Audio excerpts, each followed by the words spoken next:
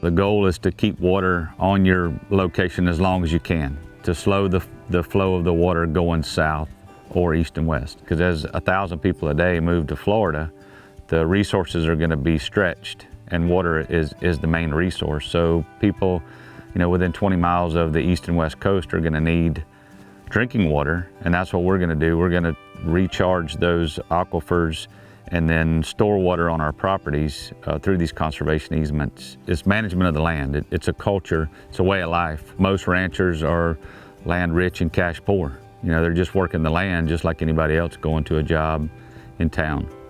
I worked at the post office for 33 years, and I worked at the livestock market for 41 years, having to get up to go to the post office at 3 o'clock in the morning. So we put in a lot of long days.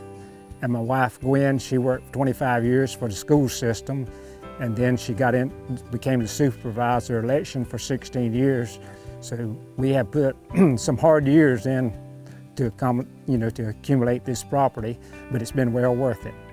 There's several misconceptions out there about ranches in Florida right now. And in the news right now, due to the algae problem in Okeechobee and the red tide on the Gulf, that I have seen in the news and several quotes that say, ranchlands are the problem. All of us are part of the problem. Every single citizen, every single person, every single home site is the problem here in Florida. But are we one of the answers? You bet the ranchlands are one of the answers to this water crisis that we're having in Florida.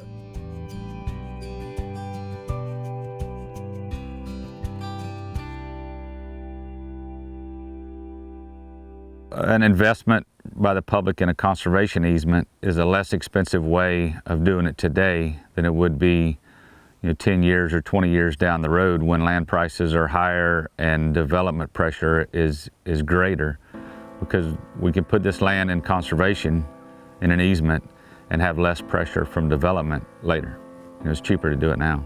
We all have a responsibility to fix the problems south of the lake. We all have a responsibility to keep these problems from happening north of the lake. The north of the lake is the part that we can fix without it costing mega billions of dollars. It's water infrastructure. This is the future of Florida's drinking water. It's the future of Florida's farm water. It's the future of Florida's estuaries and lakes during droughts. And water is life. I mean, next to oxygen, what's more important? We're advocating for a comprehensive approach at addressing our water problems, and any attempt to address our blue-green algae or red tide issues needs to also begin at the source and protect the landscapes that hold and clean and filter our water before it reaches the coastal estuaries and our beaches. It's a team effort. We need to work together to survive.